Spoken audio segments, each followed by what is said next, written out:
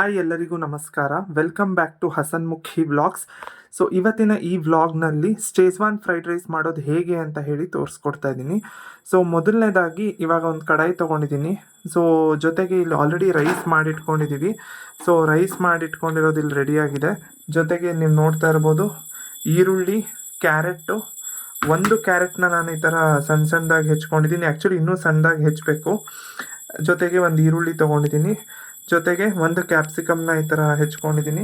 ಮತ್ತು ಒಂದು ಸ್ವಲ್ಪ ಕ್ಯಾಬೇಜು ಮತ್ತು ಬೀನ್ಸ್ನ ಈ ಥರ ಚಿಕ್ಕ ಚಿಕ್ಕದಾಗಿ ಹೆಚ್ಕೊಂಡಿರೋದಿದೆ. ಮತ್ತು ಇಲ್ಲಿ ಹಸಿರು ಮೆಣಸಿನ್ಕಾಯಿನ ಈ ಥರ ಸ್ಲೈಸಸ್ ಮಾಡಿ ಇಟ್ಕೊಂಡಿದ್ದಿದೆ. ಸೊ ಜೊತೆಗೆ ನಾವೇನು ಮಾಡ್ತಾಯಿದ್ದೀವಿ ಅಂದರೆ ಇದಕ್ಕೆ ರೆಡ್ ಚಿಲ್ಲಿ ಸಾಸ್ನು ಯೂಸ್ ಮಾಡ್ತಾಯಿದ್ದೀನಿ. ಜೊತೆಗೆ ಇದು ಸ್ಟೇಜ್ವಾನ್ ಫ್ರೈಡ್ ರೈಸ್ಗೆ ನಾನಿಲ್ಲಿ ಸ್ಟೇಜ್ವಾನ್ ಚಟ್ನಿ ಅಂತ ಏನು ಬರುತ್ತೆ, ಸೊ ಅದನ್ನು ನಾನಿಲ್ಲಿ ಯೂಸ್ ಮಾಡ್ತಾಯಿದ್ದೀನಿ.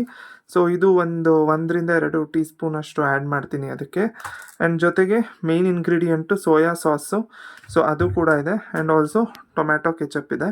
ಸೊ ಇಷ್ಟು ಕೂಡ ಇವಾಗ ರೆಡಿ ಇದೆ. ಸೊ ಶುರು ಮಾಡೋಣ. ಸೊ ಮೊದಲು ಈಗ ಕಡಾಯಿಗೆ ನಾವು 1 ರಿಂದ 2 ಟೇಬಲ್ ಸ್ಪೂನಷ್ಟು ಎಣ್ಣೆ ಆ್ಯಡ್ ಮಾಡ್ಕೋತಾ ಇದ್ದೀನಿ. ತುಂಬ ಬೇಡ, ಸಾಕು. ಈಗ ಇದಕ್ಕೆ ಹೆಚ್ಚಿಟ್ಕೊಂಡಿರೋಂಥ ಈರುಳ್ಳಿನ ಆ್ಯಡ್ ಮಾಡ್ತಾ ಇದ್ದೀನಿ. 1 ಈರುಳ್ಳಿನ ಹೆಚ್ಚಿಟ್ಕೊಂಡಿದ್ದೀನಿ. ಸೊ ಆ ಈರುಳ್ಳಿನ ಇದಕ್ಕೆ ಈಗ ಆ್ಯಡ್ ಮಾಡ್ಕೋತಾ ಇದ್ದೀನಿ.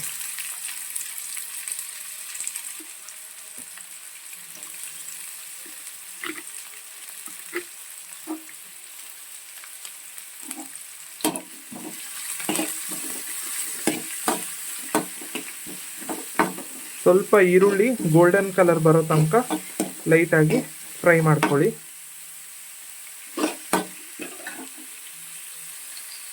ಸೊ ಇವಾಗ ಇದಕ್ಕೆ ಹೆಚ್ಚಿಟ್ಕೊಂಡಿರೋವಂಥ ಕ್ಯಾರೆಟ್ನ ಆ್ಯಡ್ ಮಾಡ್ತೀನಿ. ಬಿಕಾಸ್ ಅದು ಇವಾಗಲೇ ಬೇಯಬೇಕು ಚೆನ್ನಾಗಿ. ಅಂದರೆ ತುಂಬ ಬೇಯಿಸೋದು ಬೇಡ, ಸ್ವಲ್ಪ ಅಂದರೆ ತಿನ್ನಬೇಕಾದ್ರೆ ನಮಗೆ ಆ ಕ್ರಿಸ್ಪಿನೆಸ್ ಸಿಗಬೇಕು.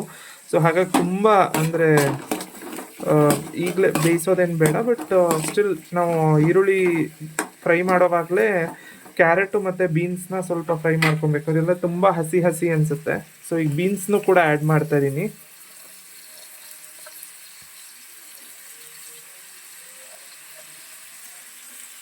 ಸೊ ಕ್ಯಾರೆಟು ಮತ್ತು ಬೀನ್ಸು, ಕ್ಯಾಬೇಜ್ನ ಮಾತ್ರ ಲಾಸ್ಟಲ್ಲಿ ಆ್ಯಡ್ ಮಾಡಿ, ಫಸ್ಟಲ್ಲೇ ಆ್ಯಡ್ ಮಾಡಬೇಡಿ. ಕ್ಯಾಬೇಜ್ನ ಮೊದಲೇ ಆ್ಯಡ್ ಮಾಡಿಬಿಟ್ರೆ ತುಂಬ ಸಾಫ್ಟಾಗಿ ಹೋಗುತ್ತೆ. ಸೊ ಸ್ಟಾರ್ಟಿಂಗಲ್ಲೇ ಇದು ಮಾಡೋದು ಬೇಡ. ಇದೊಂದು ಒಂದು ಸ್ವಲ್ಪ ಹೊತ್ತು ಏನು ಕ್ಯಾರೆಟು ಮತ್ತು ಬೀನ್ಸು ಸ್ವಲ್ಪ ಫ್ರೈ ಆಗಬೇಕು. ಹಾಗಂತ ತುಂಬಾ ಫ್ರೈ ಮಾಡಬಾರ್ದು.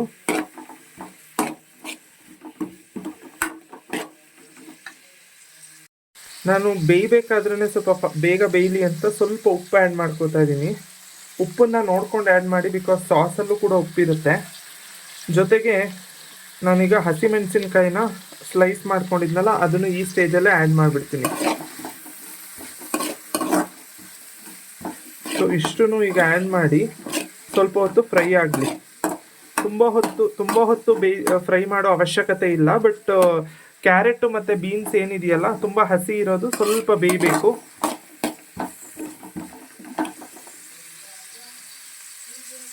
ಸೊ ಸ್ವಲ್ಪ ಉಪ್ಪು ಹಾಕ್ಕೊಂಡ್ರೆ ಬೇಗ ಬೇಯುತ್ತೆ ಅನ್ನೋ ಕಾರಣಕ್ಕೆ ಚೂರು ಉಪ್ಪು ಹಾಕ್ಕೊಂಡಿದ್ದೀನಿ. ಮತ್ತು ಹಸಿಮೆಣಸಿನ್ಕಾಯಿ ಈಗಲೇ ಆ್ಯಡ್ ಮಾಡಿದ್ದೀನಿ. ಸೊ ಇವಾಗ ಒಂದು 5 to 6 ಮಿನಿಟ್ಸ್ ನಾನು ಇದನ್ನು ಒಂದು 5 ರಿಂದ 10 ನಿಮಿಷ ಸ್ವಲ್ಪ ತರಕಾರಿ ಬೇಯಲಿ ಅಂತ ಅಂದ್ಬಿಟ್ಟು ಕ್ಯಾರೆಟು ಬೀನ್ಸು ಬಿಟ್ಟಿದ್ದೆ. ಸೊ ತುಂಬ ಬೇಯೋಕ್ಕೂ ಇದು ಮಾಡಬಾರ್ದು, ನಿಮ್ಗೆ ಇಲ್ಲಿ ಗೊತ್ತಾಗ್ತಿರ್ಬೋದು. ಸೊ ಸ್ವಲ್ಪ ಈ ಥರ ಸ್ಲೈಸ್ ಮಾಡಲಿಕ್ಕೆ ಈಸಿಯಾಗಿ ಇದಾಗ್ತಾ ಇದೆ. ಬಟ್ ಆದ್ರೂ ಸ್ವಲ್ಪ ಗಟ್ಟಿ ಇದೆ, ಅಷ್ಟಿದ್ರೆ ಸಾಕು. ತುಂಬ ಇದು ಮಾಡೋದು ಬೇಡ, ಫ್ರೈ ಮಾಡೋದು ಬೇಡ. ಈಗ ಇದಕ್ಕೆ ಕ್ಯಾಪ್ಸಿಕಮ್ ಏನಿದೆ ನಾನು ಹೆಚ್ಚಿರುವಂಥದ್ದು, ಅದನ್ನು ಆ್ಯಡ್ ಮಾಡ್ಕೋತೀನಿ.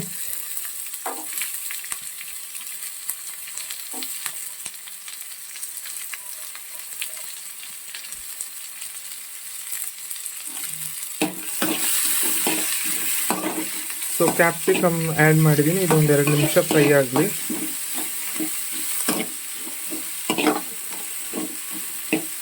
ಸೊ ಸ್ವಲ್ಪ ಉಪ್ಪು ಹಾಕಿದ ಉದ್ದೇಶ ಏನು ಸ್ಟಾರ್ಟಿಂಗಲ್ಲಿ ಅಂದರೆ ಬೇಗ ಬೇಯುತ್ತೆ ಅಂತ. ಈಗ ನಾನು ತುಂಬ ಹೊತ್ತು ಬಿಟ್ಟಿರಲಿಲ್ಲ, ಆ್ಯಕ್ಚುಲಿ ಒಂದು 5 ನಿಮಿಷ ಏನೋ ಬಿಟ್ಟಿದ್ದೆ. ಅಷ್ಟರಲ್ಲೇ ನೀಟಾಗಿ ಫ್ರೈ ಆಗಿದೆ.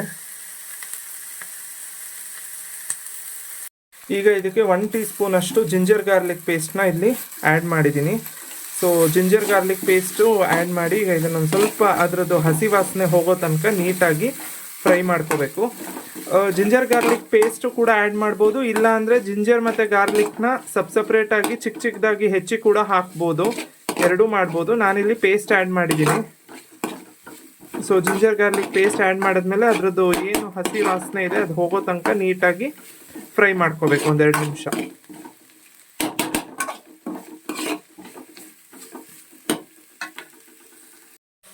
ಸೊ ಇವಾಗ ನಾನು ಇದಕ್ಕೆ 1-2 ಟೇಬಲ್ ಸ್ಪೂನ್ ಅಷ್ಟು ಸೋಯಾ ಸಾಸ್ನ ಆ್ಯಡ್ ಮಾಡ್ತೀನಿ, ತುಂಬ ಬೇಡ.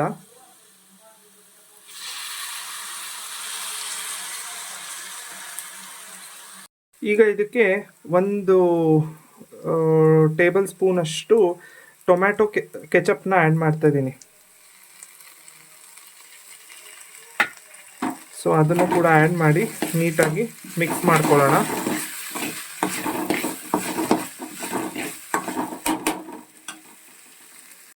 ಸೊ ನೆಕ್ಸ್ಟ್ ಇದಕ್ಕೆ ಈ ಶೇಜ್ವಾನ್ ಚಟ್ನಿ ಏನು ತೊಗೊಂಡಿದ್ನಲ್ಲ, ಸೊ ಅದನ್ನು 2 ಟೀ ಸ್ಪೂನ್ ಅಷ್ಟು ನಾನಿಲ್ಲಿ ತೊಗೊಂಡು ಆ್ಯಡ್ ಮಾಡ್ತಾ ಇದ್ದೀನಿ.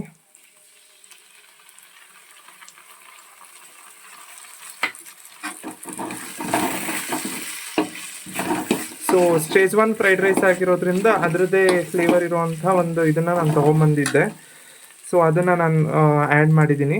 2 ಟೀ ಸ್ಪೂನ್ ಅಷ್ಟು ನಾನು ಶೇಜ್ವಾನ್ ಚಟ್ನಿ ಕೂಡ ಇಲ್ಲಿಗೆ ನಾನು ಆ್ಯಡ್ ಮಾಡಿದ್ದೀನಿ.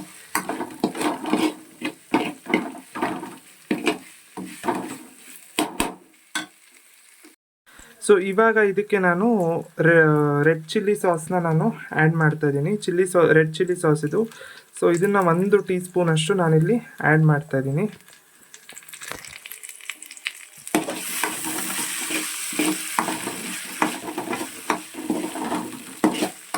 ಸೊ 1 ಟೀ ಸ್ಪೂನ್ ಅಷ್ಟು ರೆಡ್ ಚಿಲ್ಲಿ ಸಾಸ್ನ ಕೂಡ ಈಗ ನಾನಿಲ್ಲಿ ಆ್ಯಡ್ ಮಾಡಿದ್ದೀನಿ.